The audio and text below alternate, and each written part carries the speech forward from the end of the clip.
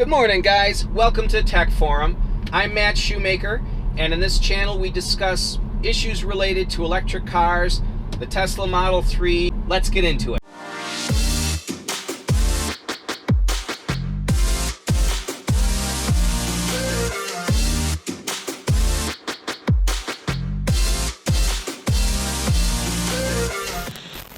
All right. So today we're going to discuss superchargers and supercharger etiquette. Now, for those of you that don't own a Tesla and don't know, the supercharger is a super high current charging, high-speed charging solution that Tesla has. It's a network of chargers worldwide, thousands of them worldwide, and what you do is they're set along the expressway so that you can travel state to state or overseas, country to country. And what you do is you would back into the supercharger station, plug in, and you get around 120 kilowatts of charging. And I've noticed that for me, the highest charging speed I've seen was 450 miles of driving per hour of being plugged in. I plugged in for 20 minutes and had nearly 200 miles of driving range added to my car. So superchargers are wonderful. Now, thing is, there is some etiquette, as with everything in life. There's a specific etiquette related to supercharging, and one of the main things is that at a supercharging station, normally there's going to be anywhere from 6 stalls up to 16 or even 20. But typically, from what I've seen in my area, 6 or 8 stalls that you would back up to. And the stalls look similar to a gas pump, but tall rectangle device, you back up to it, you pull the cord off, you plug it in, you're good.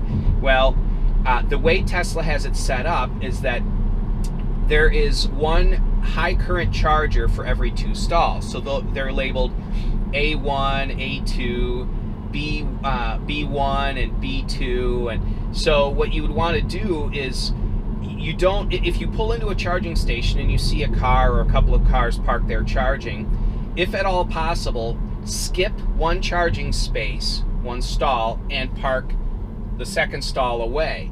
The reason for this is that since there is one primary charging device wide off to 2 stalls, if you park right next to somebody, it cuts their charging speed in half.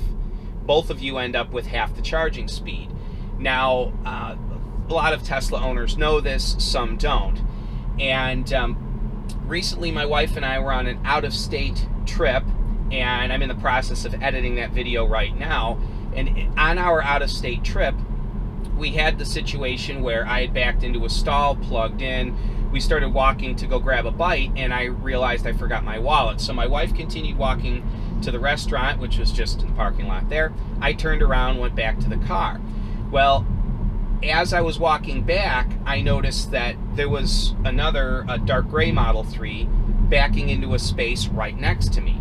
And I knew it was going to cut my charging time in half, but my wife and I really only needed about 50 miles of range added to the car. We stopped more because we were hungry than anything else, so I didn't really care. But I was also curious to see if it would indeed cut our charge speed in half.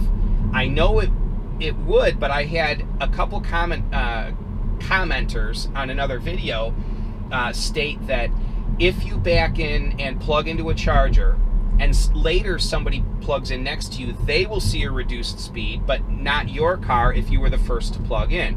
I knew that's not how this worked, but I had no evidence to support it. Now I do. So I shot this clip that you're going to see here in a minute. While we were at that charging station, this happened to be the Supercharger in Rockford, Illinois. So here's that clip. Goes in using the alternative charger there, and right next to us is another Model 3, and this is an interesting situation. We got here first, backed in, plugged in, and then just a few minutes later, the other Model 3 backed in and plugged in. Now, if you'll notice, we're just a little over halfway charge, and yet we're right about 70 kilowatts of charging. Now, normally, we would be at 120 kilowatts of charging. But because there's a car parked next to us, we are sharing one electric line, one primary charger coming in, and it's cutting our charging in half for each of us. Supercharging etiquette, for you guys that don't know this, if there's nobody at a charging station, skip a place and park further away, because for every 2 spaces there's one charger. So what ends up happening is you get only half the charge speed. I've had people insist that if you're the first one to plug in and someone parks next to you, they're the ones that'll receive a reduced charging rate or charging speed, but that is not true at all. We were the first to plug in, first by about 5 minutes, and yet our charge rate is cut in half because the guy next to us doesn't understand that. So supercharging etiquette, for those of you guys that don't know, when you pull into a supercharger, park, if possible, one stall away from somebody else.